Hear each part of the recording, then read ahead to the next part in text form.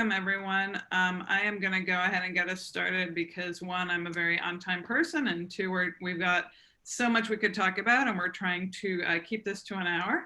My name is Becky Given. I am the Vice President of the Full-Time Faculty and Grad Worker Union here at Rutgers. And I'm delighted to welcome you to this program, which was really put together by some of our wonderful union members who were thinking about what we need in order to, for many of us, make the transition to remote teaching. We do have people who have been doing online instruction for some time. And I'm going to hand over to them momentarily to introduce this session, to remind you about the upcoming webinars we'll be doing. A couple of things I would just like to say. We have two of our wonderful union staff here on this call, and they work unbelievably hard and are the best union staff anywhere. So I want to thank especially Jillian Toslowski and Jacob Chaffin. Jillian in particular did all of the heavy lifting on the remote teaching survey, where we looked at your experience, your need. We identified many of your concerns, especially around student access, and developed some of the demands we're asking for Rutgers to give us. Oh, I see Kathleen Shannon hopped on. I didn't mean to not shout her out. Jillian did this wonderful work around the survey with advice from the committee to look at what our needs are, what our special challenges are, and you can take a look. I'll put that in the chat box. And Sue Sherman, Danielle Ferrari, and Jeff Lawrence are the brain trust behind this series of webinars, which I think is greatly needed and a wonderful opportunity for all of us. And I want to thank all of the presenters for today and the next two who will be introduced, but I will hand you over to my colleague, Sue Sherman, who is really thoughtful about this stuff, has been thinking about accessibility, different versions of online and distance learning for some time. And when she joined this committee, what did she do? She said, I have a lot to learn from other people. She didn't say, I know what there is to know. And she recruited some people we all have a lot to learn from to share this more broadly. So I will hand over to Sue, and thank you all. And please do visit our union website, where there is a constant stream of useful information as well as contact information when you have questions or concerns for us. Well, thank you so much, Becky, and thanks for your leadership in putting the committee on remote teaching and learning together. I think we all needed it. I'm going to pretend to look at you and look at my notes for a second, if that's all right. First of all, let me echo a good morning to everyone and to thank you for joining us. The idea for holding some webinars that showcase various faculty members and graduate students responding to the demands of remote teaching really occurred to me because I was in conversations with colleagues in my own department after we were asked to move to, everybody had to move to remote, and very quickly. For me, I teach fully online, asynchronously. There was the only real effect was my students immediately started having challenges at their workplace. So, but in terms of changing the pedagogy, all I had to do was change a few assignments.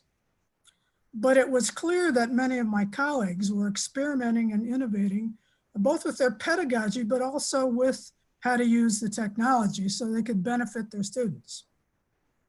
So when Becky asked me to join this committee, I was delighted to do so. And I wanted to know what was happening for other people in other disciplines. And that's how I was joined by Danielle Ferrari and Jeffrey Lawrence. The three of us have been talking to people and collecting names of colleagues who said, so-and-so is doing a great job. And we've been trying to talk to them.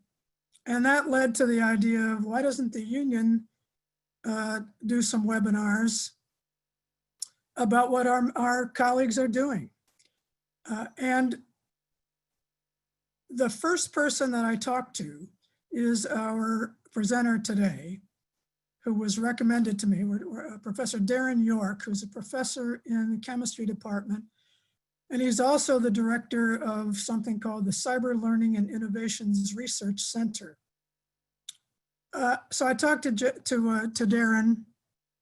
Frankly, I was blown away by what he and his colleagues have been doing over the last few years, but way before the pandemic.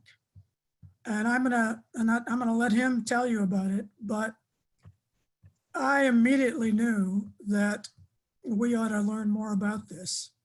And then as I talked to more people, it's like we had a lot of people we should talk to that will share their experience.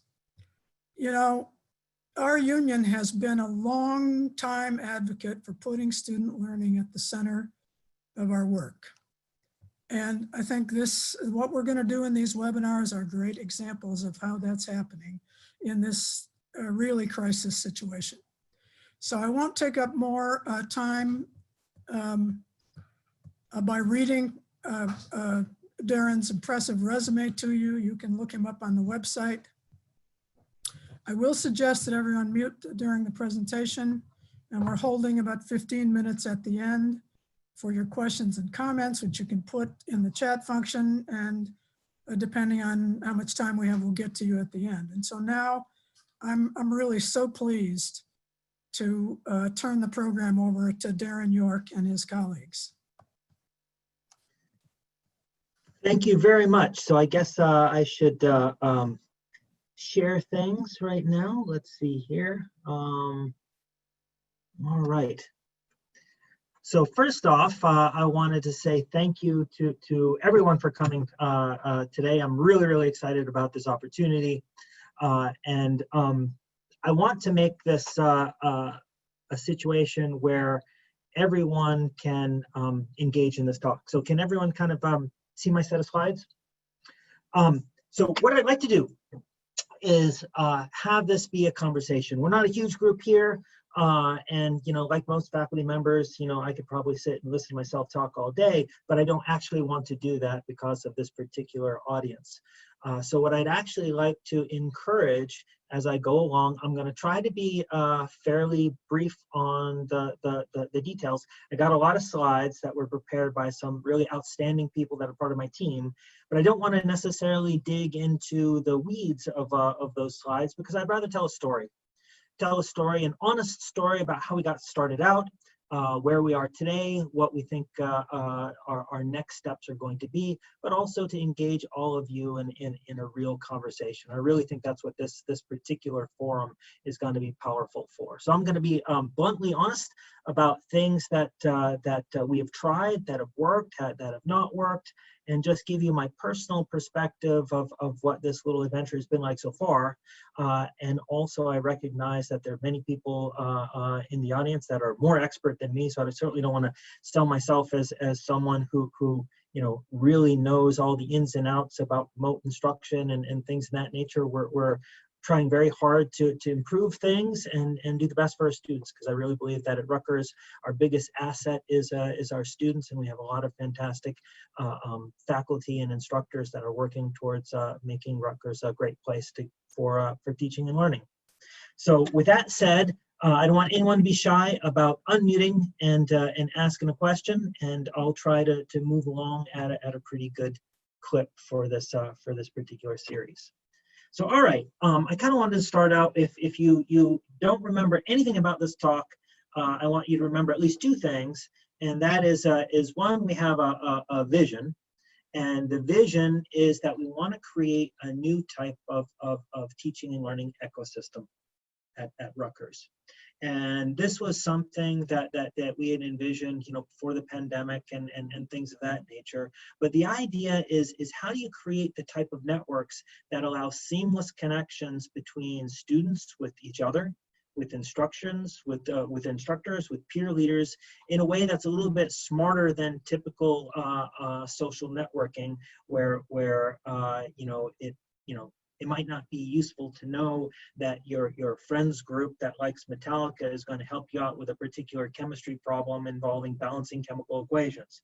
You want to be able to have a network that's able to inform your particular customizable learning needs. And so we envision this network to be created in order to help enrich this type of ecosystem.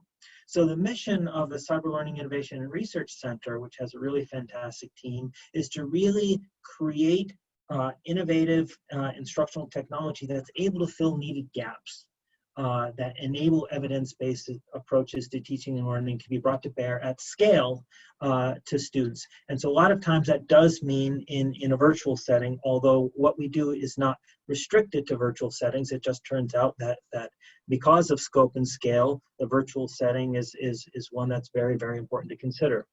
So when the pandemic rolled around, we found ourselves in a position to kind of hit the accelerator on some of the things that we were doing in the virtual space in order to prepare for the fall. And then we've been going crazy since then in order to prepare for the fall, because we have a pretty big agenda, and of course, a lot's on the line for trying to do things for our students in the fall. All right, so what I'd like to, I guess, tell you about is a story about how we got started, what I think we've learned so far, and where we think we are.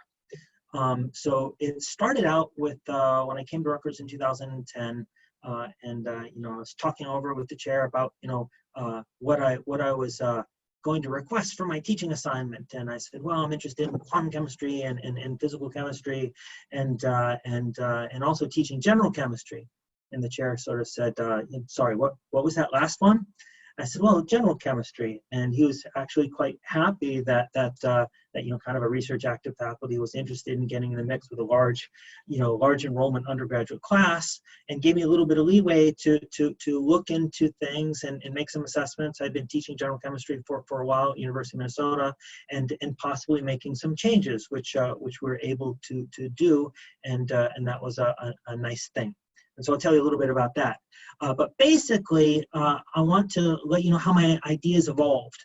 Starting out with this idea of building an adaptive e-learning system that was able to kind of network these learning objectives and critical skills to do some different things. And then how the need for scalable remote instruction came about several years ago, as we were literally running out of class spaces in order to conduct our small group recitations that were part of the general chemistry course. But then we had a big revelation. And that is these original ideas that we were thinking about were great, but they were kind of off base because they weren't as people focused as they really needed to be. So really the big revelation was how everything that we were doing could actually factor back in and really bring to the surface the most important resource we have at Rutgers, and that's people. And so we started looking into how to create infrastructure to support teaching and learning, just sort of within chemistry, because I had a little bit more control over and leeway to do stuff within chemistry. We explored different types of active learning paradigms. We worked very, very hard to align our assessments with what we thought were the real important learning objectives. And then a really important thing is we tried to develop ways of collecting data and then leveraging that data to be able to deliver customized instruction at scale. And then an important aspect to all of this is to trying to ascertain the degree to which we're doing good or damage. And so we work with some very talented education researchers in order to construct studies, in order to try and decide on those things, and then we try to publish those results. I want to also tell you up front where we are now, where we think we're going. I also like this to be a forum to try and engage in new collaborations with all of you, if that is something that might be fruitful, and give you kind of our outlook for the future. So that's kind of an outline of the story I'd like to tell. And like I said, I have slides with a lot of details, and I may brush over some of those slides pretty quickly and go back to them if there are questions. But again, I'm encouraging the audience to kind of interrupt with a question where we're not too many people, and I think we can have discussion as we go. If not, I'll make sure that I leave time at the end to discuss. Okay, so when I first came to Rutgers, I started teaching general chemistry, and I found myself in office hours answering typical student questions. And one of the recurring themes was no matter how many office hours I had, it seemed like I was predominantly getting the same handful of questions that were recurring with quite quite a bit of frequency. And the idea was, well, is there ways that I could be able to access the many, many more students who weren't actually coming to my office hours that might have some of the same questions? And so it started out by thinking about how do we organize kind of all of general chemistry in a type of language, in a type of network that could be programmed to be able to connect different things. And so though that sort of underlying framework, we called a network of learning objectives or learning outcomes. So learning objectives are defined expected goals in terms of demonstrable skills or knowledge, but the important thing is that they can be measured in some way. And so the way we measure learning objectives, one way we measure them, is to be able to create what we call problem template engines that all test the same learning objective at a particular difficulty level, but deliver customized versions of the problem to different students. So more than just changing a number if it's an algorithmic problem, but being able to ask the question with sort of different dressing. In the case of chemistry, maybe different chemical reactions, and you know, if a problem says here's A and B, figure out C, asking it in reverse ways, here's A and C, figure out B, so on and so forth, so that it gives you a richer set of types of questions and activities that are still all testing the same learning objective. So we also organize learning objectives by assigning things like Bloom types to them in order to kind of ascertain their kind of cognitive level. Difficulty and complexity levels. Complexity is sort of an expert rated thing based on the number of sub-learning objectives. Difficulty level is an actual measured response to how difficult students actually find the question. So that difficulty level might vary if the same question is being given to an honors class versus a regular class versus you know, an introductory class. But the main thing to understand is that these learning objectives and their interrelationships really form the smart network that lies under the hood that allows us to be able to connect different things. And this will come back a little bit later as I kind of continue this narrative.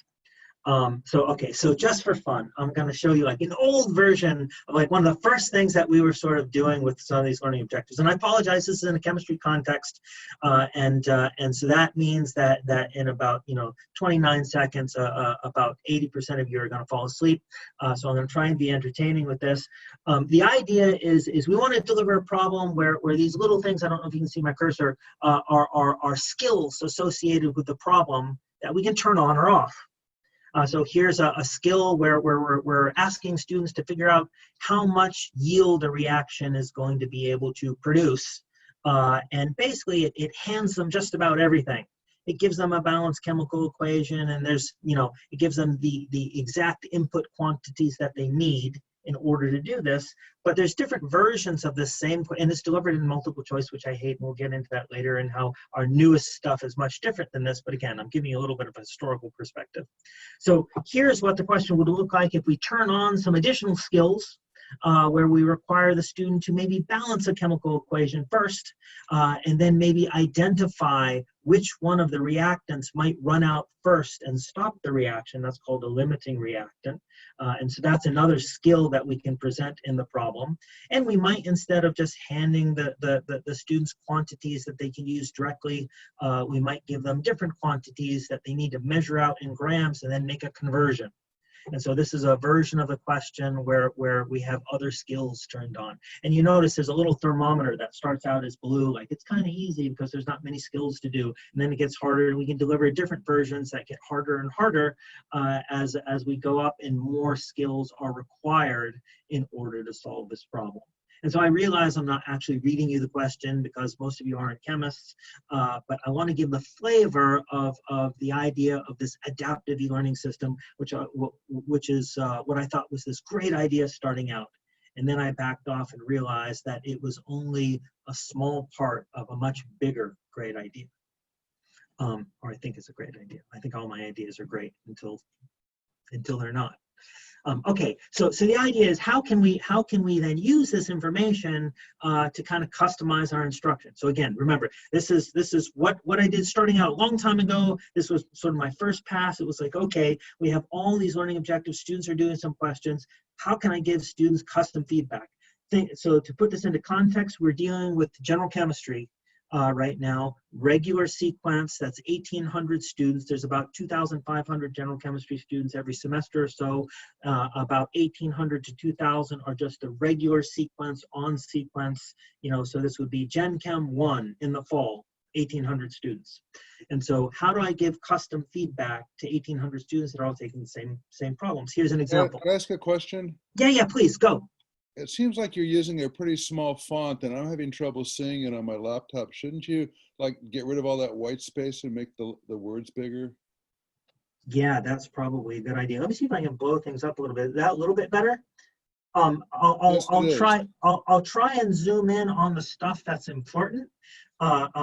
Amazingly, not a lot of the words and things are going to be important. But please chime in if you can't see anything, and I'll blow it up or zoom in or out. So here's the idea.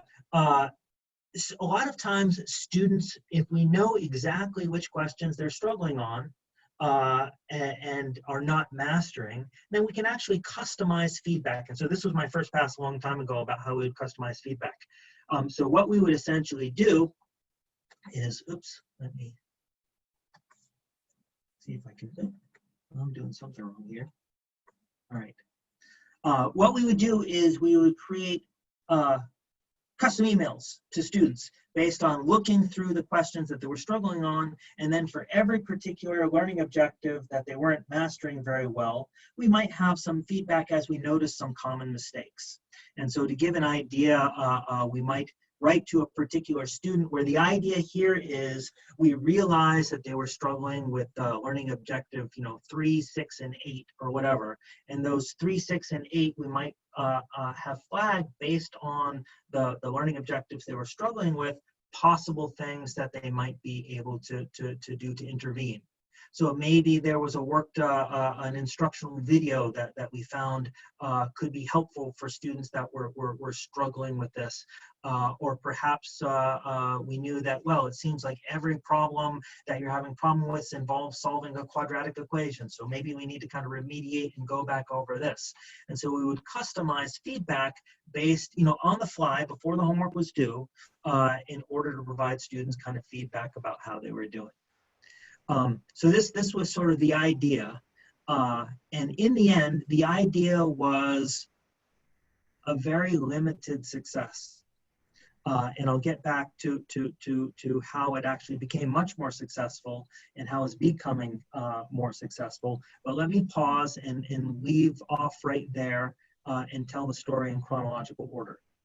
So at that time, we were faced with a couple of problems in general chemistry. One of the problems in general chemistry was simply I found out that there was about 200 to 250 students one semester that weren't able to get special permission numbers to get into general chemistry. And when I ran down what the main reason why those students weren't able to enroll in general chemistry, it's because they couldn't schedule a recitation. We simply didn't have enough recitation offerings to be able for students to be able to fill up the classes. And so we tried an experiment where we offered virtual recitations instead of physical recitations that had much more flexible scheduling.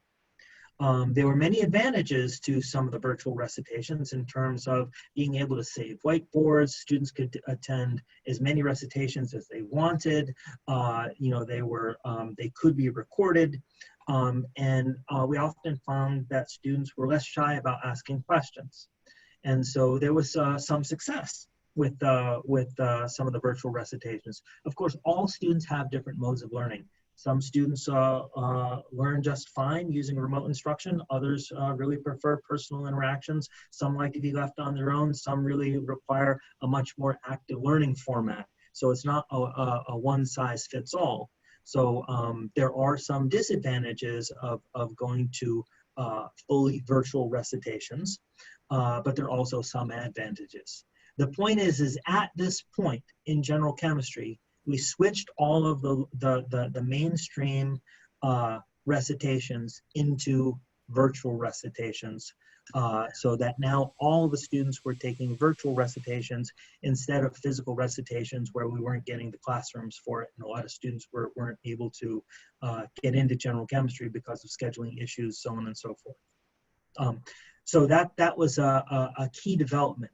So at this point, we have the foundation of an adaptive e-learning system we've been building, and now all of a sudden, to solve a different problem, we've brought to bear these new virtual classroom environments, which at the time we had to develop technology solutions for. At that time, there was no existing software like Zoom that could really do large scale, large enrollment virtual interactions at low bandwidth. And so this was predominantly using things like interactive whiteboards, where right now you see in Zoom, we're using huge bandwidth because I'm streaming my entire screen. And that actually becomes quite difficult when you're streaming out to 2,000 students. Whereas if you're interacting with a whiteboard, you don't need to stream your whole screen. You can instead have drawing commands that are much more low bandwidth. And so students that had bandwidth problems, 5 or 6 years ago, would be able to access our recitations. And we still have that technology that's evolved since then. Okay, so we have those two pieces of technology. Let's talk about how they actually come together. And what I'm going to do is I'm going to skip forward just a little bit and kind of give you the big picture. And the big picture is what we call academic social networks. So a lot of things came together around this time that really opened my eyes to some important issues. And basically, in a nutshell, it was this. I felt like my original notion of building an adaptive e-learning system in order to help diagnose student problems and things of this nature was in its essence not a good, it was a great idea in terms of a tool to be able to test learning objectives and collect data.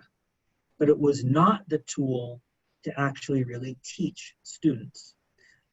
What I was convinced of is that the real mechanism for teaching students was through active learning and interactions with students, either at the instructor level, but due to limited instructional resources, as much as I love all my students, I can't interact, 2 hours a week with all 400 of them individually, like I would like to. However, one of the greatest things about Rutgers and about having such a diverse student population and enrollments is that students can actually are probably our greatest resource, if we can just give them the right guidance and nurturing to help each other. And so one of the things that the e-learning system that we built helped to do was to establish on the fly, within this context of learning objectives, which students were mastering certain learning objectives and which ones were struggling. And we could track everything. We could track, whether students were watching a particular instructional video, were reading a particular part of an e-learning text, were attending a particular thematic workshop, or whether they were interacting with other students.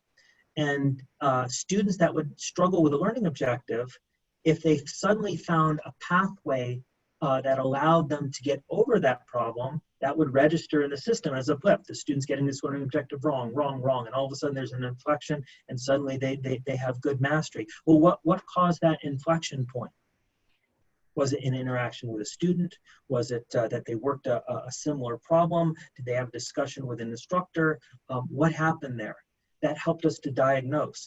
Also, though, the system enabled us to be informed about which students also mastered the learning objectives that other students were struggling with. So we could, in a smart way, pair students in order to help each other. So in the end, what I really realized was the most powerful thing about what we built was to help fuel actual people-people interactions. And if we could guide those interactions and if we could create infrastructure to help facilitate that, then that's really what I mean about creating a rich teaching and learning ecosystem. It's where people have seamless access to resources and especially to each other. We all know as instructors how much we learn from actually instructing another. And I'll get a little bit more into that a little bit later. But that's the big picture. So if one of the take homes that you can remember is this idea of a learning ecosystem that's fueled by what we call academic social networks, is probably one of the key take home points that I can say is kind of one of our proudest achievements or ideas. So I think I just sort of described in words what I mean by an academic social network in terms of providing a learning environment. You know, you can have students that on demand, you know, at any point during the week, you know, at 11 o'clock at night, there's 500 students that are working general chemistry homework problems. So there's a lot of people out there that probably have similar questions or know how to help. And if they're willing to help, they can get a little message and join another student who's struggling with a learning objective in a virtual classroom environment, pull up the problem they're struggling with and have a discussion over it on a whiteboard and things of that nature. Students can break out into study groups and you can have active learning online. We're working in the fall to try and do some more of that and lots of different things that you can do. But really underneath, being able to leverage the data on student mastery of learning objectives is a huge help. So again, you know, our vision was that people would be studying and they could set up profiles so that, you know, whatever, if you were particularly interested in you know, speaking to someone in your own language or setting up profiles in other ways to help facilitate those interactions in a way that's comfortable, that was one of the ideas that was in here early on. So, okay, so now I'm gonna transition into some of the things that we're doing in a little bit more modern way. And so these are pretty dense slides that I'm not going to go over in details. The reason why they're dense is in case people have questions and in case I need to rely on my team to kind of come in and talk about details about things that people might have questions in. So the key concept in this slide is we decided that our strategy moving forward was that for chemistry, the learning paradigm that we felt was working best was active learning modes. So inquiry-based active learning types of activities. And in order to create a good collaborative learning environment, it's important to create groups that are organized in such a way that the students work well together. So they need to be balanced in the right way and have the right makeup. And there's literature that sort of describes, you know, what some of the issues and best practices are in order to be able to create the right types of groups. So effective group formation is essential to cooperative learning, and we've put some effort and done some experiments with that. One of the problems, here's one of the issues. You're starting class, you want to construct a bunch of groups. What information do you base the grouping of students on? You don't really have too much. You might have some SAT scores, you might have some placement exam scores, you can have the students fill out some surveys, but you really don't know until that sort of first exam where students are. But you can take your best guess. And that's what we do when we form our first set of groups in active learning classroom. So to bring this into context, we have 1,800 students in general chemistry coming in. For the past couple of years, we've created a couple special sections of active learning recitations that are physical sections that use the active learning classrooms down on College Avenue. And the idea is we developed for the past couple of years materials and studied these classes in the physical classroom with the idea that that was a first step towards being able to then scale up our active learning efforts with the new materials that have kind of been tested into an online environment so we can bring it to the other 1,600 students that weren't involved in these special active learning recitations. The way we did the active learning recitations was kind of, we had to be kind of careful. What we did is they were optional. So it was a self-selecting group of students that opted for the active learning special recitations. What we would do is we would, kind of advertise, hey, there's a special active learning recitation. It's doing this. If your schedule permits, and we had to check that, and if you're interested, apply to get in. And so students would opt to try and take the active learning. And then what we do is we would select less than half of those students, and we would track the other half. And of course, they all had to sign consent forms, and we did IRBs and all that sort of thing. But the idea is we couldn't let everyone in. We needed to leave at least half out in order to be able to study them as a control group, because they were a self-selecting group. So we could see whether the students in the active learning classroom were really performing better or worse than the same group of or equivalent group of students that were taking the normal recitations. And then we needed to split things so that the students taking active learning didn't have access to the virtual recitations and vice versa in order to make a meaningful assessment. So that was an important part of some of the things that we were doing to put it into context. Also, related to the research aspect, we sort of recently discovered, and this is work by Emily Attia and driven by Mark Muniz, a very talented chemistry education researcher that works with me, about doing surveys between students' study skills, their study habits. So we introduced surveys which students would fill out before class that would sort of delve into whether their study skills were emphasizing deep learning or sort of surface learning skills. And what you see here is just sort of what an average of the deep scale and surface scale is with respect to the course performance outcomes as a function of grade. And you can see that the deep scale is positively correlated with course outcome, whereas the surface scale is negatively correlated. So if you saw students that were really focusing on surface learning techniques, that would usually be not so good in terms of course outcome, whereas as deep learning skills were important. And so this was kind of interesting in order to kind of at an early stage, even before the first exam, possibly be able to identify students that had greater probability of being at risk. Obviously the correlations are not perfect, but again, everyone who instructs a big class knows going into the class, sometimes if you wait until that first exam to really ascertain which students are doing well or bad, it's almost too late. Like I can say as a general chemistry instructor with 85% confidence that if you get a 40 below on the first exam, you have an 85% chance of getting a D, W, or F in the class. That's just from statistics. And so if I could know that, before the first exam, I'd have a little bit better shot at maybe doing some reasonable interventions. Okay. So I'm going to start to speed along and maybe skip over some stuff. There was some interesting correlations with this. We have a submitted paper. We'd happy to give anyone a preprint that requests it. Again, there were some conclusions with regards to study skills that might be interesting for remote instruction in the fall, and especially in the wake of the pandemic.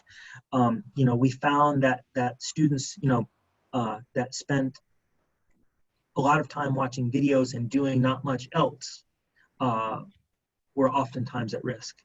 Now there's other correlating factors. I'm sure it's not the videos themselves that are the problem, but maybe just sort of the habits that might be a little bit of a flag to sort of look at, but that was sort of an interesting thing for us to kind of look at. And the other thing I want to mention as one of the big things that we did that took really years to do was aligning our assessments with what our learning objectives really were. And so let me give that in a little bit of a context. When I first started teaching general chemistry, we were giving, all the major assessments were multiple choice. You see a lot of multiple choice examples. And in my mind, we were testing whether students understood the concepts of chemistry and were able to apply those concepts maybe even outside the context of what we taught them in class in order to be able to solve a problem. Okay, boy, was that naive. Really, what we were testing them on is whether they can pattern match a multiple choice question, because, regardless, it didn't really matter what I told students was important. They really knew the truth of how to pass the class, because, you could tell from all these forums that the real way to pass general chemistry is you needed to find this, secret packet of old exams and just go through that like a million times until you know all the questions, and then you'll pass the course. This was sort of the sort of, folklore around the course. And what we were finding was that students were not doing their homework in the ways that we intended, or taking the tests in the way that we intended. So what did we actually intend? If we actually intended to have students be able to perform more cognitively challenging multi-step performance tasks, then those needed to be a part of the things that actually counted for points in major assessments. So we started recrafting our exams to include these multi-step, open-ended, justify your answer type questions. And then we ran into all sorts of infrastructure issues in terms of how do we get things like this graded in a way that was load balancing. There's logistics involved with that when you're dealing with 1,800 students that we needed to solve. We actually needed to develop new technologies for paperless paper grading and other things like that in order to make all this happen. So that's what I mean by alignment of assessments with learning objectives. In the case of chemistry, it continues to be a challenge. And in the fall, I'll show you some examples of sort of what I mean. So this is a lot of detail. I'm going to try and find one that kind of looks a little bit easier to digest. I know I'm kind of flipping through slides right now. You know what? I think what I'm going to do is I think I'm going to go over and share a different thing. Let's see here. Can everyone see my screen now? It should be a simulation. So this is an example of a type of simulation called a PhET simulation of something called the photoelectric effect. We can do kind of a little experiment here by turning on the intensity of a light source. And what we can do is basically when the energy of the photons that strike this metal plate are large enough, it'll start to knock off electrons. And students can explore by changing the wavelength of that light and monitoring kind of the energy of the electrons that get outputted. And what they end up seeing is that at some special energy of the photon wavelength, suddenly electrons start coming off. And then afterwards, the energy of those electrons is linear with the energy of the photon. That's something called the photoelectric effect. Won a Nobel Prize some time ago, and is an important concept in chemistry.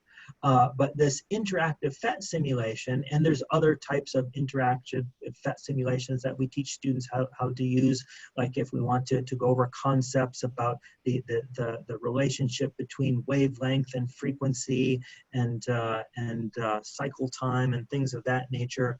We construct active learning activities around these types of simulations.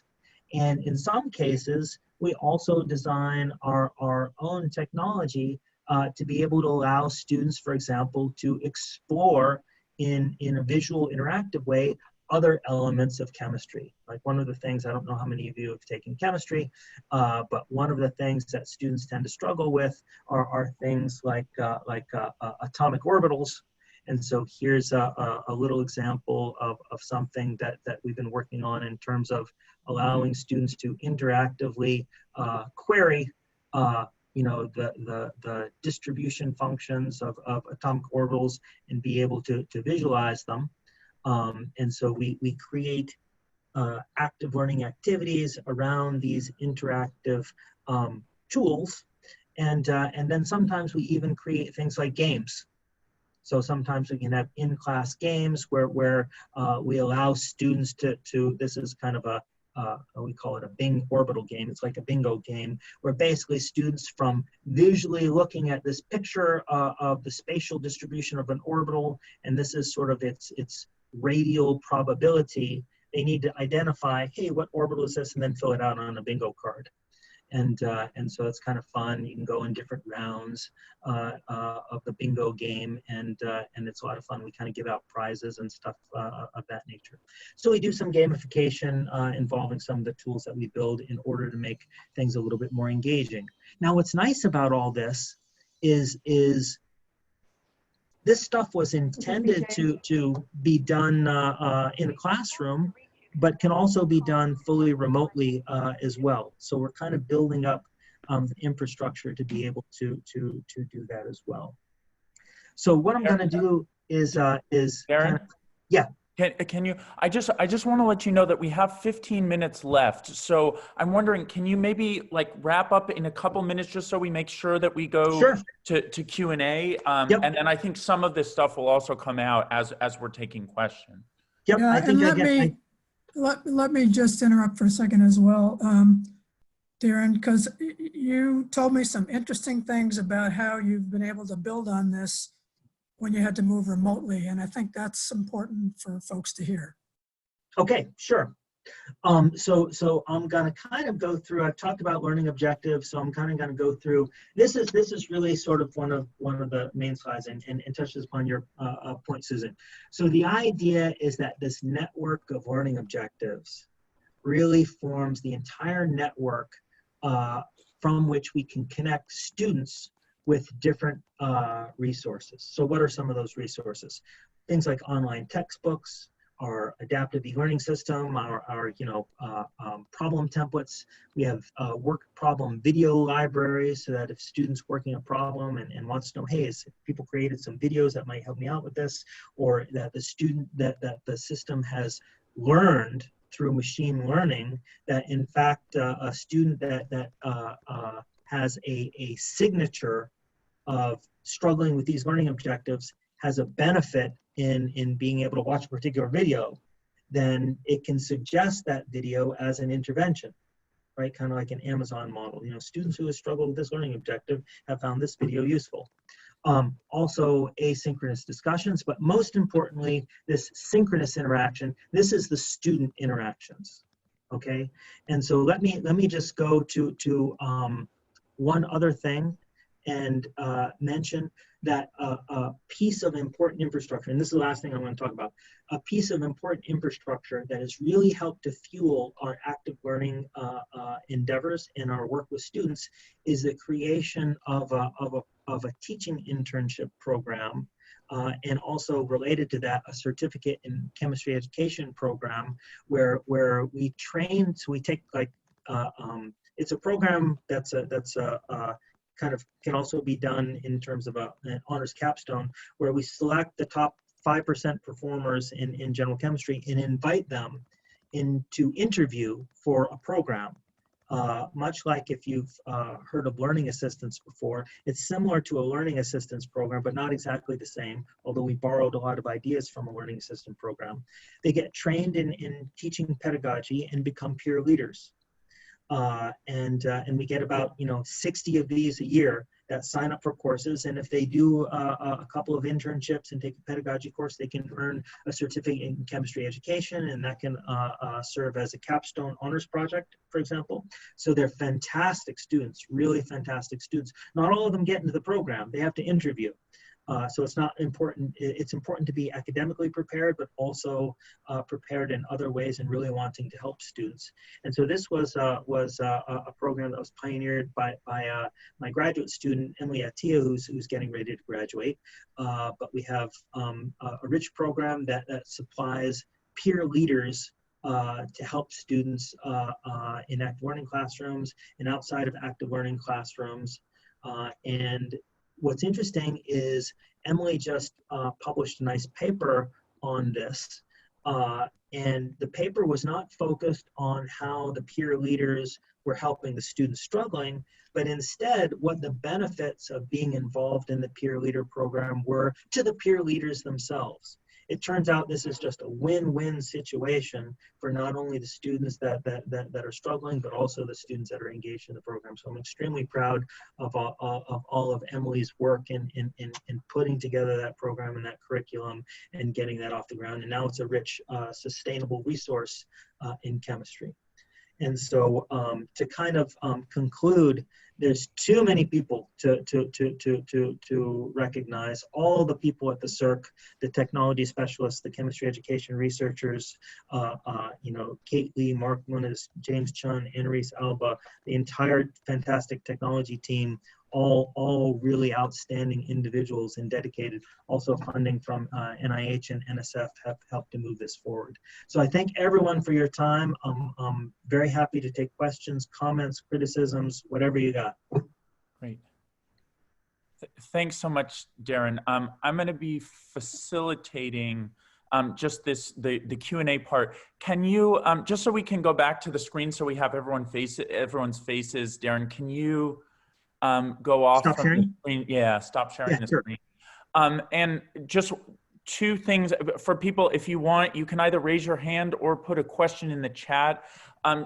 Darrin, just to let you know, there was one request for you to provide the slides. I hope that that would be possible at the end, just so people could go through them. So Sure. that, okay, so we can talk about that. I just wanted to flag Especially if I can get them back in a better format. Right. Okay. So they can be subject to editing. I just wanted to say one thing and then we'll go to the questions that are here. Just because I know that there are a lot of humanities people who are on this call or on this Zoom webinar. And that is one of the things that, as you were talking about this now, and also when we kind of prep for this session, that seemed so that seemed so helpful, and where a light bulb went off for me as someone who teaches English programs, is that whereas you're dealing with one course with really for us like massive enrollment, that in humanities courses we have a lot of courses where they're small courses of 20 to 25 people, let's say, but they're taught by a number of different instructors. So one thing, and I just want to kind of put this on the table maybe for discussion, is one thing kind of to think about within the humanities is this a model that could perhaps be applied in the humanities, not in the sense of creating student learning groups for one big course, but as a way to get students who are in the same course taught by different instructors to create a kind of social network, a student social network or academic social network, as you're describing it, but one that could be used across courses and not just in a single course. So I don't know if you can, we can get to the other questions since we don't have to have. Yeah, sure. Yeah, but that's one thing. I don't know, Darrin, can you see the questions? Okay, sorry. Yeah. So So let me get to the one that you just asked real quick. Yeah. The answer is yes. I think there's a lot of possibilities to be able to do that sort of thing. Not only because learning objectives can actually go way outside the scope of chemistry into other areas, but if you don't mind, James, I'm going to call you on this. I'll let James Chun, the Associate Director, maybe summarize quickly some of the projects that we actually have that involve the humanities. And James, do you think maybe you could give just like a less than 1 minute synopsis of what you're doing in some of the other courses? I'm not sure if he's on this call. Okay. Maybe not. It's okay. Can we go to the first question, and then we can maybe circle back to that? But sure. So the question here is, so it seems as this approach is possibly, this is coming from someone in the social sciences, I believe. This is from Sarah. That it's a bit overwhelming for those of us who are beginners in the teaching field. I'm a doctorate student who has never taught before. Is there any way to simplify this approach for those of us in the social sciences? As an added complication, I'm a doctorate student who doesn't have ample time to create such innovative exercises for the students. Any helpful suggestions that would maximize impact with minimal effort? Anything most important to focus on? Sure. I think probably, you know, a lot of the things that we're doing in terms of the technology piece is really aimed towards trying to get this to scale to many students. When you're actually dealing with a classroom of, you know, 20, 50, 60 students or so, and creating your own activities and sort of monitoring things, you know, I think the most important thing is creating the type of materials that afford opportunities for discourse and collaborative learning, as opposed to passive learning and having students be able to kind of work independently. Having them work in groups is super important. In chemistry, for sure, I could give reasons why I think that's important, but I imagine for most humanities courses, it's even more important. So I could give examples and post. So what I can do is I can follow up this conversation by giving examples and actually posting what our active learning materials look like. Of course, they'll be within the context of chemistry, but I'd be happy to correspond with anyone that's interested in developing their own materials to see if we can help in any way, whether that's through technology support or discussion of best practices or whatever that we can do to help out. Great. Jeffrey, I'd like to comment just quickly on that question.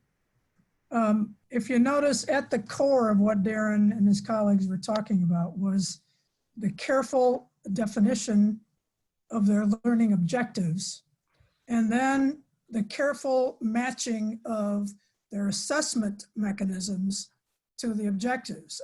I will tell you, as someone with a degree in education who studied this stuff for decades, the most frequent mistake that I find from sometimes very veteran professors is that it's very difficult to see how they're, whether or not they, even despite the SAS learning objectives whole emphasis, finding clear learning objectives and then matching assessment to those is often, I think, the biggest deficiency in people's methodology. And if you can do that, building the other things as they've done around them, it becomes much easier. And it's much more complicated in many ways in the social sciences and the humanities. No offense, Darrin. If I'd had your course, I might have done a lot better in chemistry. But your facts are different kinds of facts than our facts. And so it's more challenging for us, particularly if lots of people teach the same subject. There needs to be some alignment. Can we even agree on what the objectives and the assessments are? But I think this goes to the core of how we improve student learning.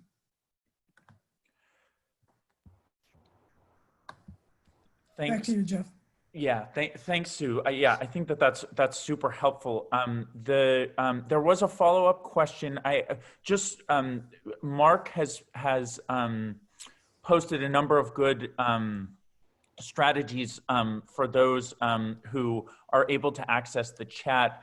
The follow-up question is on balanced groups. If you could just say, maybe Darrin, for just very briefly, but how you create, or what are the strategies for creating what you described as balanced group?